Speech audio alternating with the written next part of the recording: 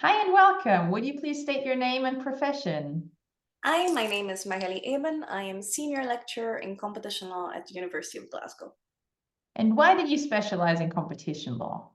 So it kind of started as a student with an interest in human rights and businesses and how they influenced human rights. But I started doing a dissertation on data protection and human rights from a business perspective, and quickly realized that I couldn't really answer that without looking at competition law. So I started looking at competition law kind of out of necessity to answer a question in a completely different area of law, because I was actually specializing on financial law and corporate law. But that led me to decide, okay, competition law is interesting. Take it as a course at the University of Leeds in an LLM, where my then teachers told me to do a PhD. And once I did the PhD in competition law, interest became an obsession, and I've not really left since then. That sounds great. Now, talking about getting into competition law, what is at the moment your favorite competition law case and why? So I think I have to say the Microsoft Activision cases. And the reason for that is because I also am deputy director of a research center that looks at the creative economy. And those cases that I thought were fascinating from a competition perspective suddenly brought everyone in that center together.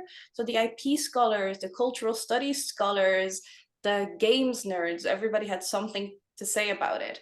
And it's really fascinating because it brings in questions about innovation and market definition and international divergence. And so I feel like it's a never ending story. So I can keep talking about it. So I think for now, those are my favorite cases. Excellent. So a series of cases that keep giving. Yes. Speaking about big tech, enforce the DMA or enforce competition law?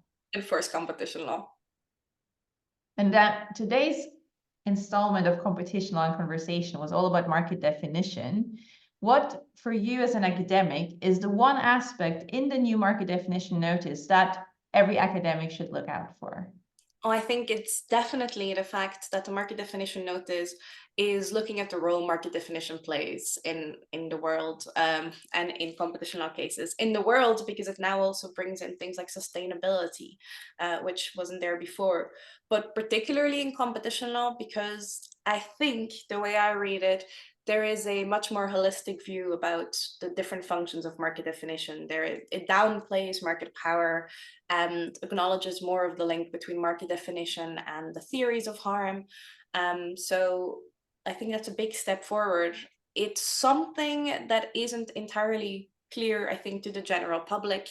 So this is really where you should be paying a lot of attention, because what does that mean in practice is something I think we're all looking at very carefully. Great, thank you.